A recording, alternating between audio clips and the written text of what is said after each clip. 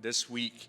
I was out of town last weekend. I was speaking in Louisiana at Pastor Mark's church, and Pastor Q did a phenomenal job of filling in. It's always awesome that when you leave, that you've got people that you can know are going to take care of the sheep and do well and speak and invest in them. But when we got back, we actually had some of our missionaries that we support. The Levines were in, and they've got some work that they're doing in Israel, and they've got dental clinics and some foster care things and things that they do there, and some just social aid and stuff in the community. And we were just kind of talking through ministry as a whole. They've been in the States for a little period of time, and while they've been here, like, there's been a bunch of craziness going on, even within Israel, and changes of things and things that have made, even when they go back, that it could be a little chaotic. It could be a little harder for them to share the gospel and things when they get back into the nation there. And we were just talking through just what we see in the world as a whole. I love getting around other Christian leaders and just beginning to talk about things that we see. And we were talking about how, like, you kind of see these waves that come, and you see like a wave of blessing, and then it's like followed by a wave of chaos, and then a wave of blessing followed by... Anybody felt like that's your life? Like, you got that roller coaster. It's like, all things are going great, all hell broke loose. All things are going great, all hell broke loose. It's just kind of that thing. And so we were kind of talking through that. And it was at one point in time, it seemed like they were farther. Like, it was, you're in a season of blessing for a period of time, and you're able to enjoy it and everything. And then it seems like then the chaos comes, and then you're back in the blessing, and it's just kind of farther. But as Melody was kind of talking, she was like, it just seems like they're coming closer together. And she started doing her hand like this. And when she started doing her hand like that, I thought back to when she was in the delivery room getting ready to have our children. And, they hooked the monitor up to the mom's belly to measure the contractions and how far apart they are. And it draws the little wave that comes up during the contraction, then it goes down. And when it starts out, you're in there and they're like 4 or 5 minutes apart, and the closer it gets, it starts increasing more. The things get closer together, but the waves get even higher and more intense. And I started thinking about that, like, and what the Bible says. It just kind of triggered the thought of what Jesus talked about in Matthew chapter 24. In Matthew chapter 24, Jesus talked about the last days, and he said this, and he says, "See to it that no one will deceive you, for many will come in my name, and they will claim that I am the Christ, and they will deceive many. And you will hear of wars and rumors of wars, but see to it that you are not alarmed." So all the chaos that we see in the world today, God doesn't want us to be upset about it and everything. The wars, He doesn't want this to be something that brings terror into our hearts. In fact, He says these things must happen. They're going to happen. But He even says the end isn't yet. So even though these things are happening, it doesn't mean that Jesus is coming back for us tomorrow and we're just going to go. He says all this has to happen. It's part of the plan. The end is still to come. And He goes on. He says nation will raise up against nation. We talked about before how that means ethnos will raise up against ethnos, or ethnicity against ethnicity, and people group against people group. And you see around the world where there's all kinds of different, tribal wars or racism things and all that stuff. He's saying that this is part of what you'll see in the last days. Kingdom against kingdom. He says there will be famines and there will be earthquakes in various places. But then He said this, all of these are just the beginning of the birth pains. So when we see all the things that we see, it doesn't mean, He says, the first one, the end is still going to come. It's got to happen. The end isn't there yet. And here He says, when we see the wars and rumors of wars and all that stuff, it's just the beginning of these things. And he kind of, and he refers it to the birth pains. And just like a mother, when she goes to give birth, the contractions get closer together, and they get more intense. And that's what we're seeing in the church world today, is we're seeing those waves that they're getting closer together, but they're also, the attacks and stuff seem like they increase, and it seems like it gets more intense the more that you go. In the world today, the anti-Christianity thing and stuff, it's more intense than it's ever been before. You can pretty much have the right in a lot of things to believe and say anything as long as you don't say anything about Jesus. Probably one of the most offensive things that you can do today is talk about Jesus. And it didn't used to be that way. And it didn't get there overnight. It got there over a period of time of where things would go good and then things drop and then it just kind of goes. But when we look at it, sometimes we'll get in panic mode because we see all of it and get fearful. And Jesus is like, I don't want people to be fearful about these things. I don't want people to be worried about these things.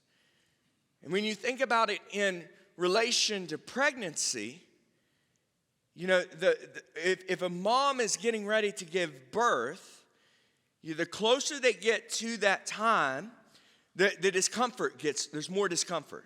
You get to the point in time when you're 3 or 4 weeks before pregnancy, and like you're just kind of pushing down the baby a little bit to kind of get a breath in and stuff. I remember many times Melody would just be walking like this, just with her hands just kind of on the top of her belly, just kind of pushing down just a little bit to be able to breathe, because it gets uncomfortable.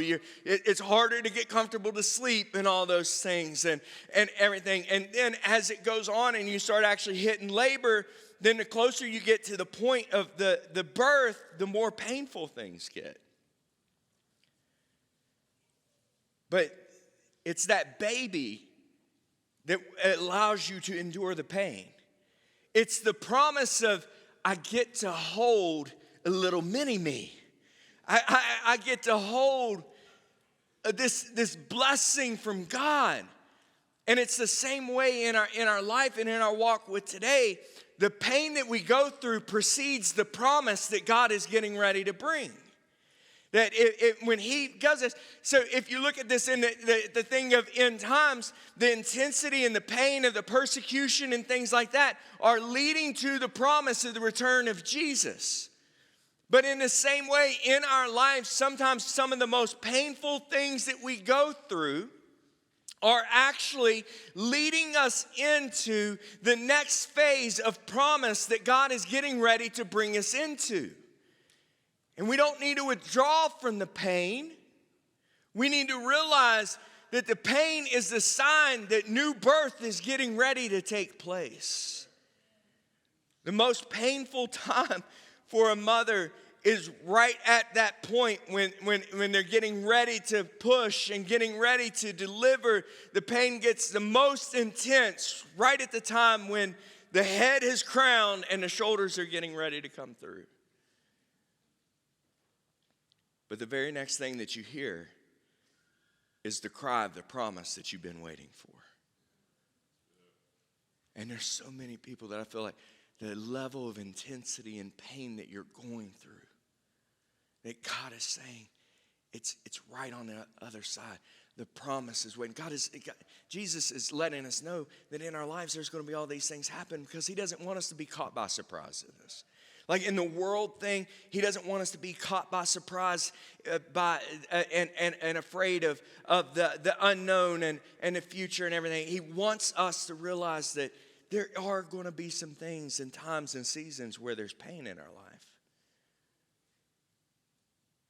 But if we'll embrace the pain, we'll get to the promise. And when you look through Scripture, I know in America there's this gospel that, it's all blessing, it's all prosperity, it's all whatever. And if you're not walking in prosperity or you're not walking in blessing and everything isn't going great, then you must have done something wrong. You must have got God angry at you and now he's punishing you and all of that. No, guys, pain is part of life. Ecclesiastes talks about a time for a time to be happy and a time to be sorrowful, a time to build up, a time to tear down, like all these different things. He says these are going to be the things that you see in life. There's parallels, there's extreme polar opposites that take place in life. And that's just part of life. And in Scripture, you'll see some people. I want to talk about two people this morning that you see pain in their life, but you also see the way that they handled the pain, the way that they embraced the pain, the way that they went through it. One of the first people that came to mind was Job, and I just finished reading the book of Job last month, and it just kind of, there was things that just kind of stood out in it, and again, and Job goes through this period of time where he loses everything.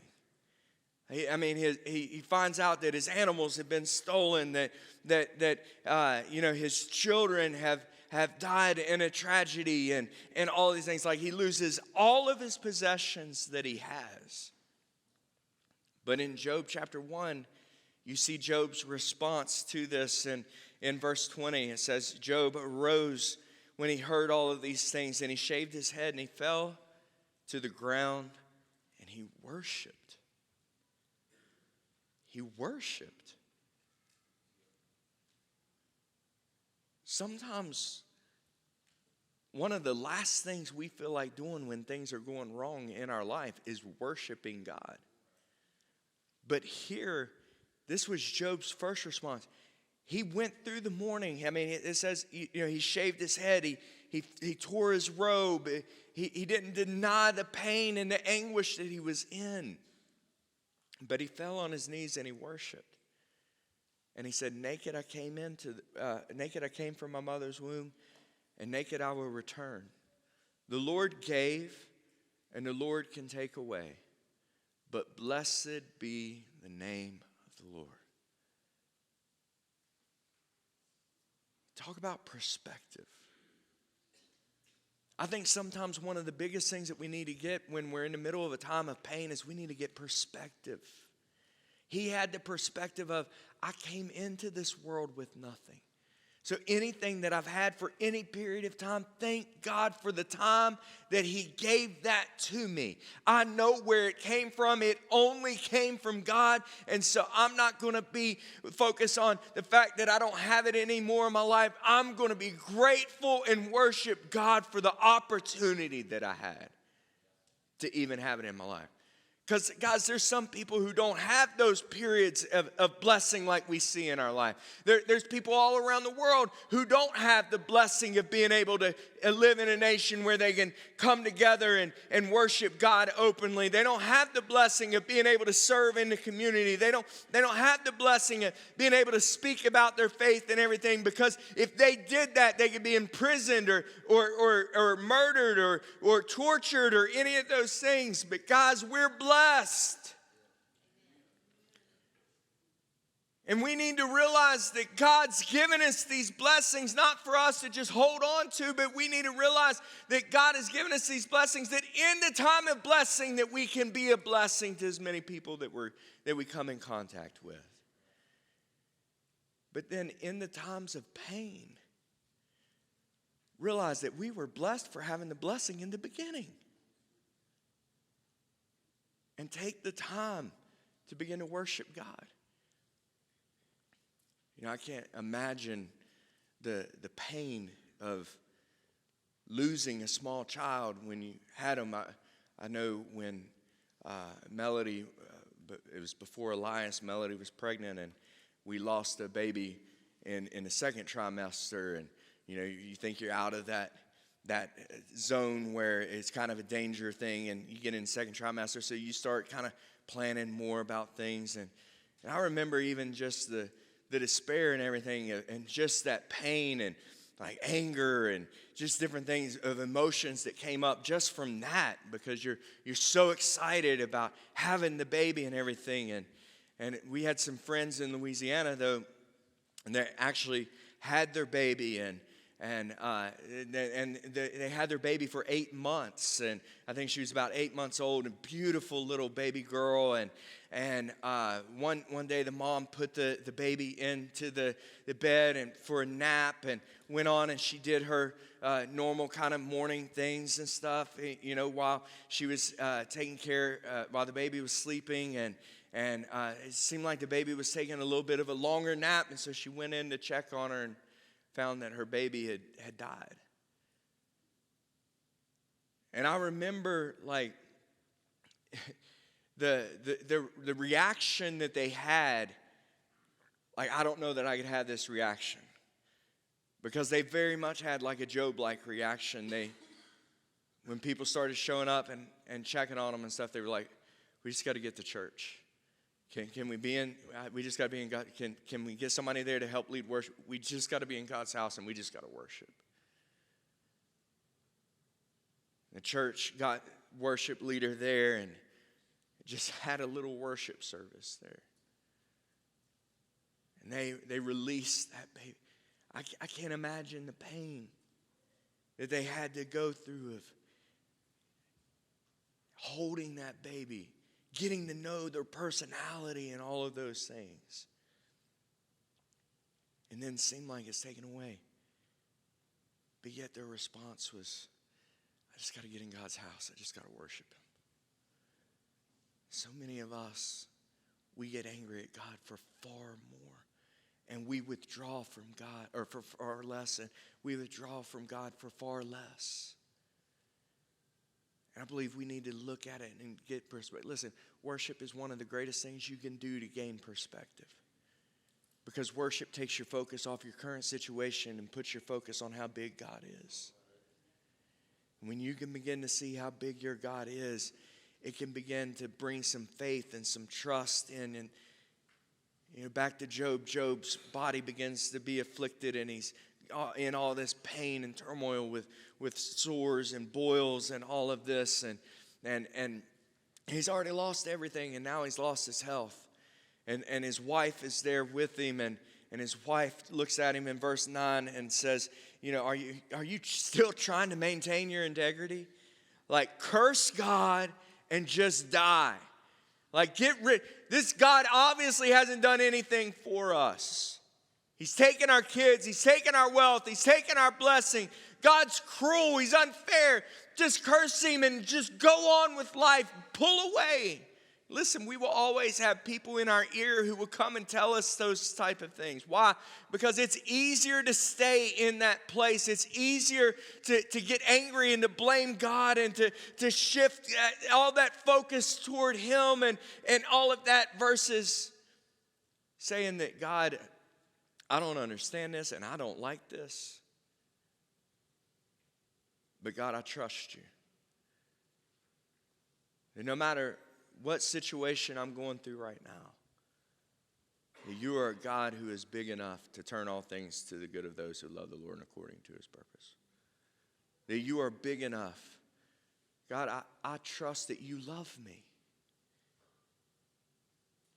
And that You're not just there to try to punish me and destroy me. Job looks at his wife and he said, you're talking foolishly. That's foolish talk. Shall we only accept the good things from God and never accept anything bad? And so in all this, Job did nothing wrong. You see, Job had the perspective. He's like, we can't just serve God for the things He gives us.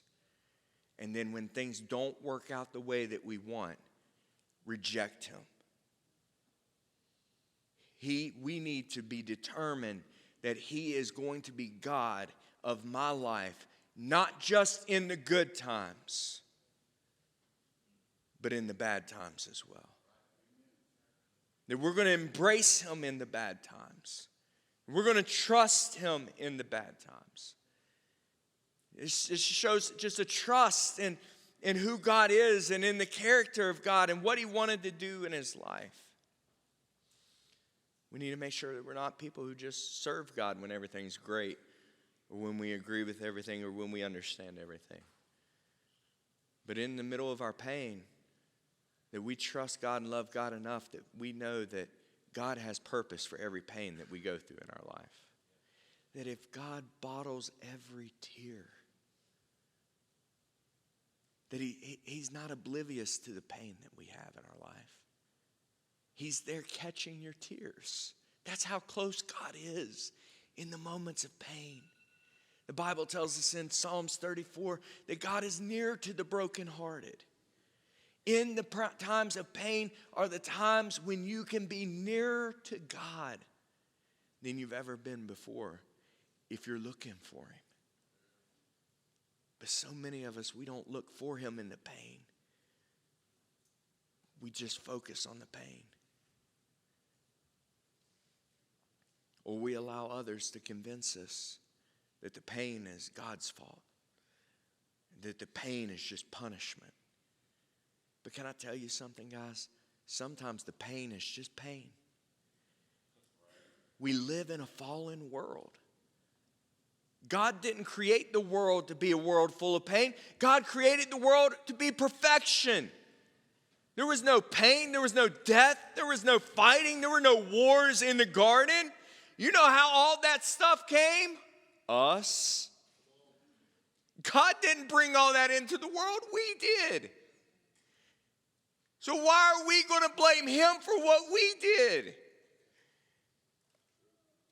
And say it's punishment. No, it's natural consequences of life. It's the natural consequences of a fallen world. Paul is another person who had perspective. Paul went through all kinds of craziness. He listed out some of the things that he went through in his life in 2 Corinthians chapter 11. And he talks about some of the Jews. He says, are they servants of Christ? Well, I'm a better one. I'm talking like a madman with far greater labors and far more imprisonments and countless beatings. Come on, when you've been beat so many times you don't even know how many times you've been beat. And like most of us, the first time that we took any type of punishment for serving Jesus, we'd be like, I'm done. Ain't doing that again. I'm just going to shut my mouth, because if I shut my mouth, there's no pain there. I'm not going to speak that truth. I'm not going to say that thing, because there's going to be some type of whipping. There's going to be some type of backlash if I say those things, or if I tell people about things, or if I warn people about things and stuff. So I'm just going to be quiet. And Paul is like, nah, I've been in prison. I've been beaten, oftentimes near death. So not just beaten, but beaten to the point where he's almost dead. 5 times I received at the hands of the Jews the 40 lashes less one. The 39 things that Jesus took across his back, Paul took it 5 times. 3 times I was beaten with rods. I was once stoned. And he's not talking about getting high. This isn't confession. Like people throwing rocks. To the point of where they thought he was dead. That's why they stopped throwing rocks. And according to another story that he tells, he may have actually died and came back to his body. God may have sent him back. Because he tells this story of this man who's taken up into the third heaven. And he doesn't know whether he was in the body or out of the body. He just knows what God showed him. He said, I've been shipwrecked. A day and a night I stayed adrift in the sea. On frequent journeys, I was in danger from rivers, and danger from robbers, and danger from people, and danger from Gentiles, and danger in the city, and danger in the wilderness, and danger at sea, and danger from false brothers. Like, who says that Christianity and the call of God isn't going to lead you into dangerous places? Paul said, my whole life I've been in danger. And sometimes it was the Gentiles, and sometimes it was the church. Well, it was the Pharisees that were throwing stones at him. It wasn't the Gentiles. It was the people in the church that were throwing the stones at him. I've went through all of these things. In toil and hardship, many sleepless nights. In hunger and thirst, often without food. In cold and exposure. And apart from all of these other things, there was the daily pressure of my anxiety for all of the churches. I'm just saying, before I started pastoring, I had more hair. And it wasn't gray on the sides.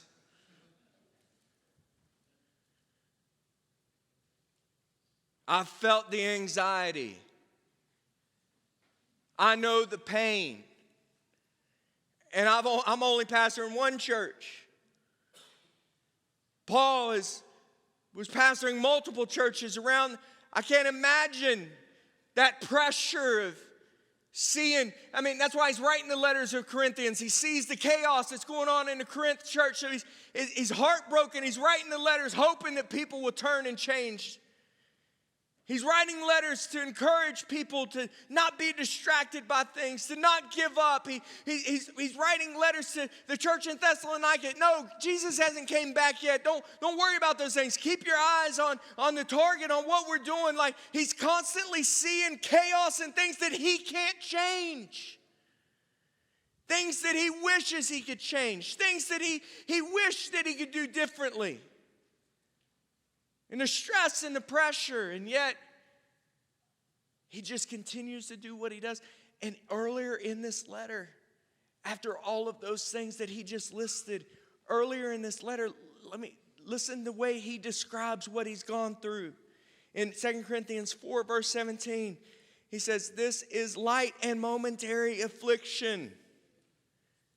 This is light. Some of us feel so much pressure because somebody didn't accept their Alvanto request to serve on a Sunday. I just can't do this anymore. These people, they won't answer me back. I send them texts. I invite them in. I can't do it anymore. Too much pressure. They asked me to serve twice this month. Can you believe? Oh, it's too much pressure. I can't do it. Way too much. Yeah, I've been beaten, I've been shipwrecked, I've been in prison, I've been left for dead multiple times, I've been stoned to death, but that's just lightweight. That's nothing. It's just a flesh wound. Some of you Monty Python people will get that. Why? It wasn't that those things weren't hard and difficult and stressful and anxiety and painful and everything. It was what he was comparing it to. There is nothing compared to what I've seen in heaven. There's no hell on earth that will distract me from knowing where I'm going. And the eternal weight, the eternal weight of glory. This temporal weight.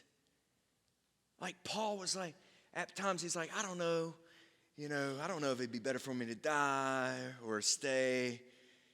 For me, it would be better for me to die because then I get to go to heaven and I get to avoid all this pain. But if me going through the pain means that I can reach one more soul, if it means I can touch one more person, then I'll take the pain, I'll take the beatings, I'll take whatever, because all of this is temporary. And this old body that is probably beaten to the point of irregular. There were times that things that showed like that Paul couldn't see real well, and that Paul would even have trouble writing and all these different things. You can think if you've been beat that bad that many times, how messed up your body would be.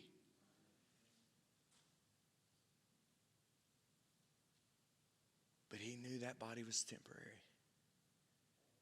That one day he would have an eternal one. Guys, we have to zoom out and we have to gain the bigger picture. That what we're going through now is temporary.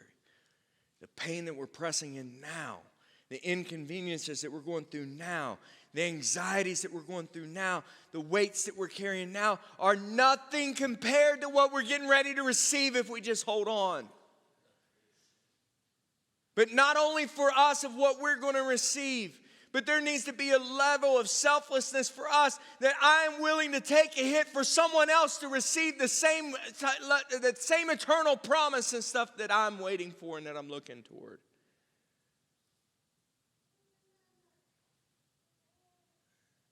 And so when you fight and the enemy comes and he attacks, when the pain gets real, the pain gets intense, I'm not going anywhere. I'm not giving up. Because this is nothing compared to the eternal weight of glory that I'm going to receive. The anxiety that I feel, the pressure that I feel, it's nothing compared. So I'm not going to back off. I'm going to press in. Paul wrote to the church in Philippi in Philippians chapter 3, verse 14. He said, I press toward the goal. I press toward the goal of the upward call of God in Christ Jesus. And that word press means some resistance, right? If you do a bench press, what do? You put weight on your chest and you press the weight off. And it's the resistance that actually makes you stronger. You know, if you want to stay weak, then just sit there and lift the bar over and over again. You know what you're going to do? You're not going to gain any real strength. You're not going to develop. You may cut up a little bit. You may do things like that, you know, because of just repetition and muscle movement and all those things. It's naturally going to have some benefits, but you're not going to get any stronger. But when you add weight and you press, and you keep pressing, you keep pressing, you keep pressing, and you throw on a little bit more weight and you keep pressing, you keep pressing, you keep pressing, then what happens? You develop strength. You develop muscle that's usable. Guys, I think that's why God allows the things to get more intense. It's because he sees, okay, you've been able to handle this, but I want to get a little more strength in you. I'm going to throw 2.5s on the end of the bar a little bit more. Just a little bit more. But sometimes it seems like it's not a 2.5 he adds on the end. He's grabbing a 45-pound plate and putting it on there. But can I tell you something? He's not going to let you sit there and struggle with that and stress and carry that.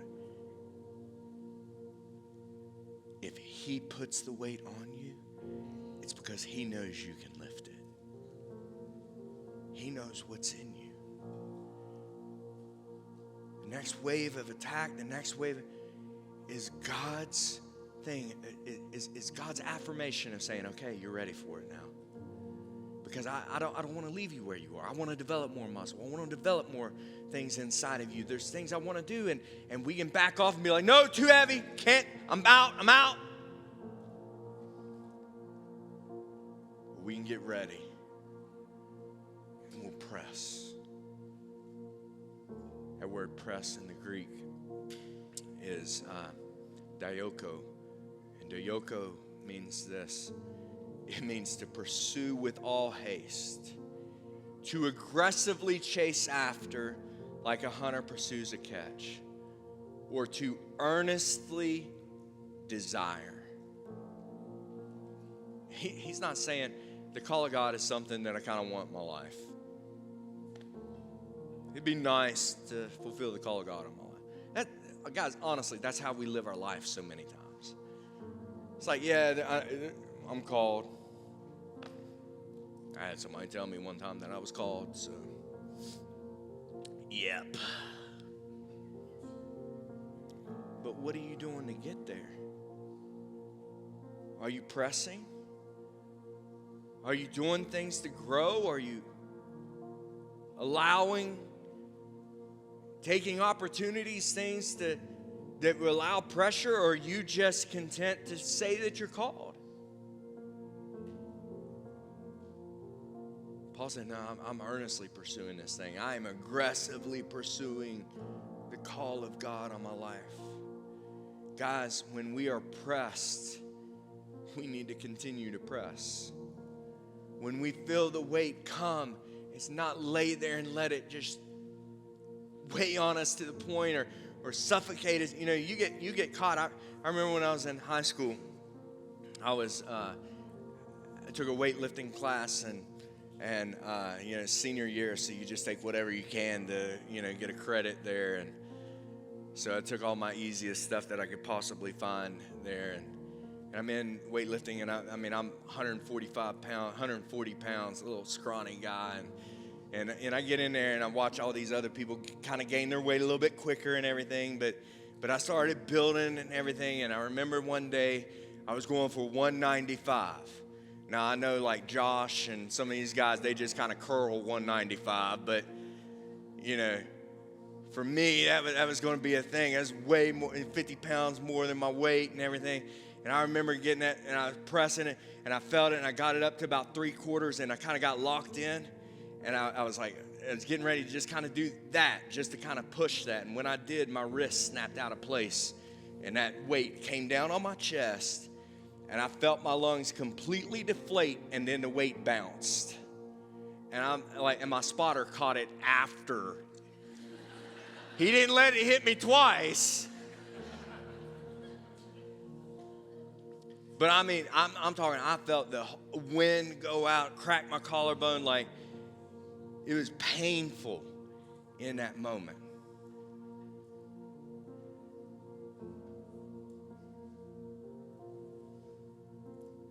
God doesn't spot us like that. He's not going to let the weight break you. He's not going to catch it late. He's watching, and he's there. Come on, you got it. Come on, keep pushing. You got this. Keep pushing. You got this. Keep your eyes on me. Come on, come on. You got this. Come on, you can do this. He's cheering us on. Guys, the pain is developing. Purpose is developing. Muscle is developing an impact for the kingdom. We just got to get perspective.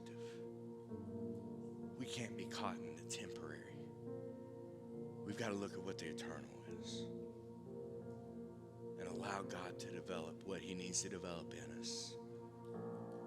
Because this isn't just about our eternity, it's about the eternity of those that are around us. And will we back off when we feel pain? Or will we press in knowing that our God is able to fulfill the call of God, to get us where we need to be and to accomplish all the things that he said he would accomplish? If we'll just keep our hands on the bar and keep pressing, we'll get there. Don't quit. Keep your eyes on God. Keep your eyes focused on him and how big he is. He's bigger than any weight. He's bigger than any obstacle. He's bigger than any sin. He's bigger than any struggle. He's bigger than any of your imperfections. And he's developing something in you. Press into the pain. Don't back off.